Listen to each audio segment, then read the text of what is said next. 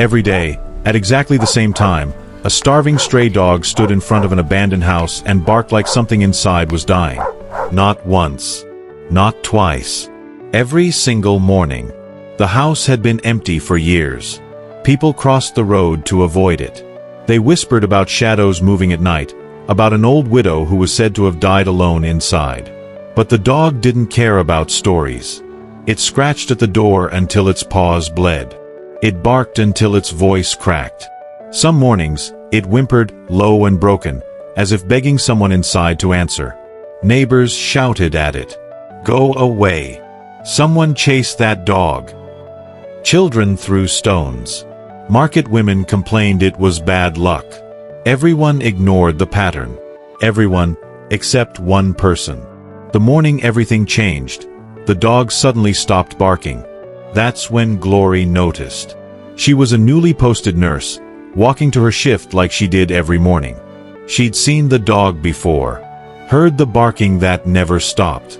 But silence. Silence was wrong. Glory slowed her steps, her eyes fixed on the abandoned house. The dog stood at the door, trembling, looking back at her with eyes that seemed to scream what its voice could not.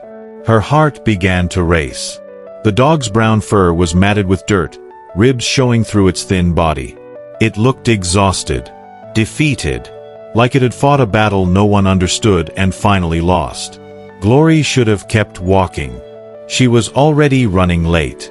Her supervisor hated excuses. But something in the air felt heavy, wrong, like the moment before lightning strikes. She took one step closer. The dog's ears perked up. It ran toward her, then back to the door. Back to her. Back to the door. Desperate. Urgent. "What is it?" Glory whispered. "What are you trying to tell me?" Then she heard it. Faint. So faint she thought her mind was playing tricks. A voice. "Help me." Glory's breath caught in her throat. Her entire body went cold. No. That couldn't be real. The house had been empty for years. Everyone said so. She stepped closer, her legs shaking, and pressed her ear near the broken doorway. "Please, someone, help." It was real. A human voice. Weak. Scared. Trapped. "Oh my God!" Glory gasped, stumbling backward. The dog barked once, sharp and loud, as if to say, "Finally, someone hears." Glory's hands trembled as she turned toward the street and screamed. "Help! Someone, please!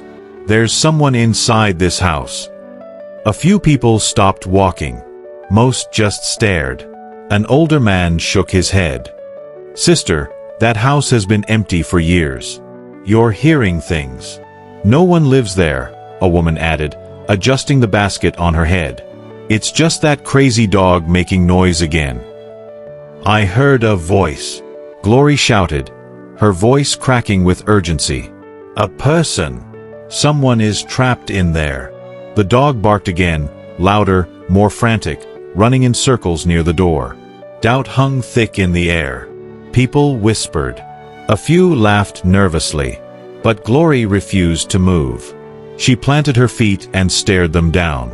"If you won't help, then stay out of my way." "But I am not leaving." Her conviction, raw and unshakable, finally broke through their fear. 3 men stepped forward, reluctant but curious.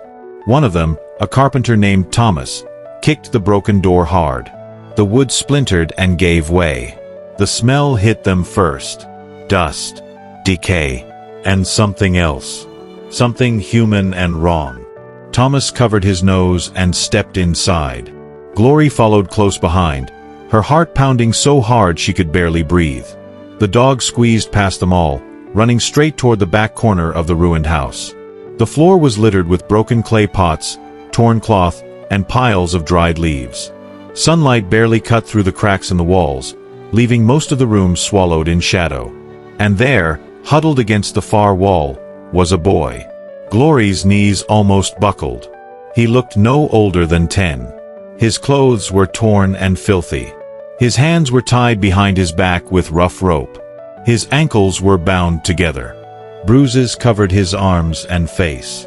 His lips were cracked and dry. His eyes, half closed, flickered with barely any life left. "Oh my God," Glory whispered, rushing toward him. The boy flinched at her touch, a weak whimper escaping his throat. "It's okay. It's okay.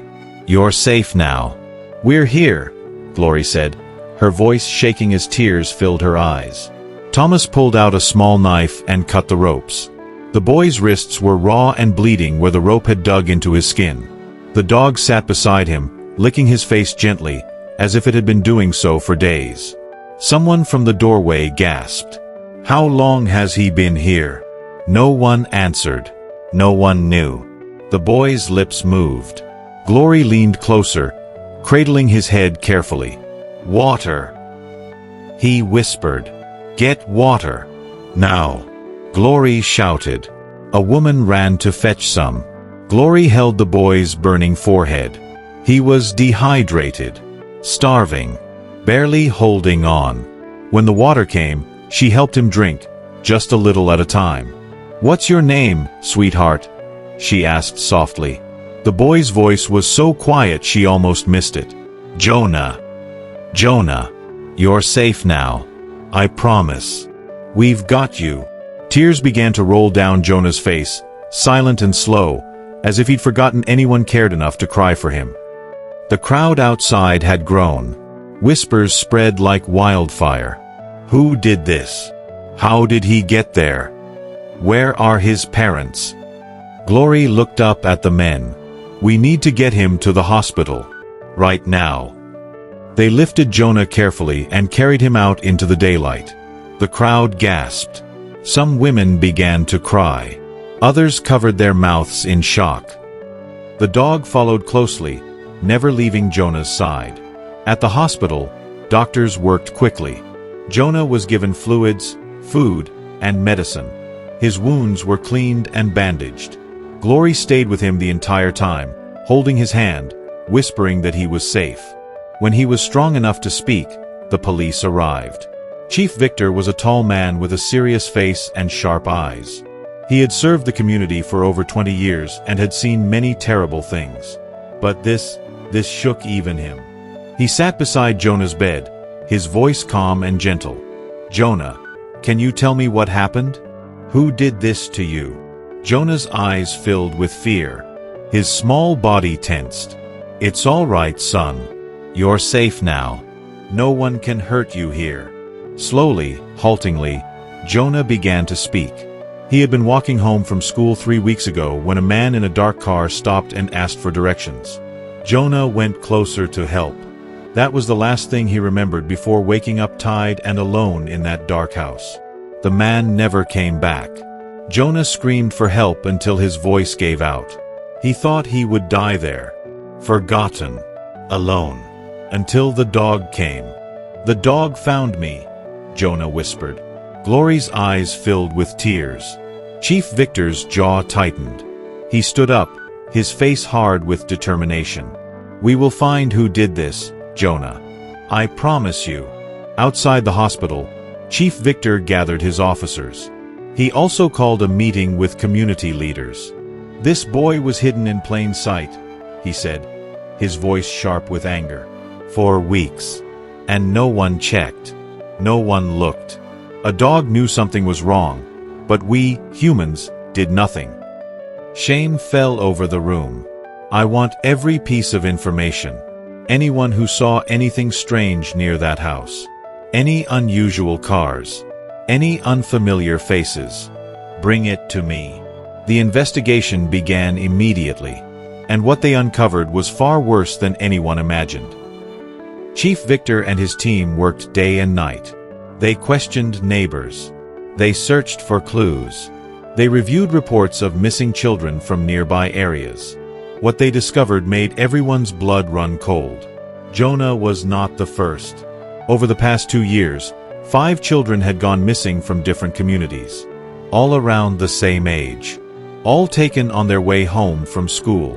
The cases were reported, but because the children came from poor families with no powerful connections, the investigations went cold. The files gathered dust on shelves while parents cried themselves to sleep every night. The abandoned house was just one hiding spot in a network of locations used by kidnappers. They moved children like goods, keeping them hidden until they could be trafficked far away. But the most painful discovery was this. People had noticed things. A shopkeeper remembered seeing a dark car parked near the abandoned house late at night, weeks ago. But he said nothing because he thought it was none of his business. A woman recalled hearing a child's cry one evening but convinced herself it was just kids playing rough. A taxi driver saw a man carrying a sleeping boy into the house but assumed it was a father with his sick son. Each person had a piece of the puzzle. But fear, doubt, or simple indifference kept them silent. And that silence nearly killed Jonah. Chief Victor stood before the community in a meeting hall packed with angry, ashamed, and heartbroken faces. "Evil does not just appear," he said, his voice heavy with emotion. "It grows in our silence. It hides behind our fear. It thrives when good people choose to look away." He paused, letting his words sink in. One dog did what all of us failed to do. It refused to be silent. It refused to give up. And because of that dog, and one nurse who chose to listen, a boy's life was saved. Tears fell. Heads bowed. Within days, police arrested 3 men connected to the kidnapping ring. One of them was someone the community knew, a man who smiled and greeted people every morning. No one had suspected him. His friendly face was the perfect disguise. Parents of the other missing children were contacted. Some were found. Others were still lost, scattered across borders. But the network was broken. Jonah slowly healed. His parents, who had been searching desperately for him, held him and wept with relief and gratitude.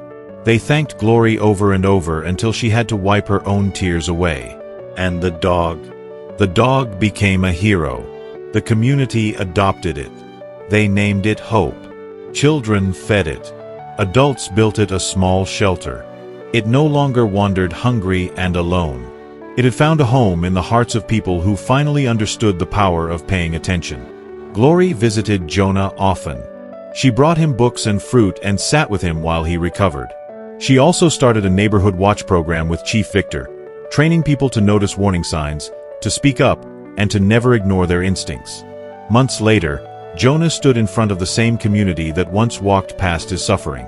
His voice was stronger now, his eyes brighter. "I thought no one cared," he said quietly. "I thought I didn't matter. But I was wrong.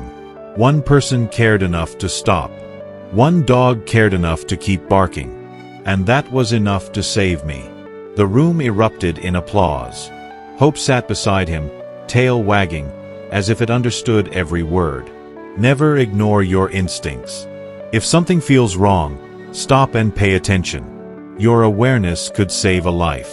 Silence in the face of evil makes you part of the problem. Speak up. Even when you're scared or unsure. Help often comes from the most unexpected places.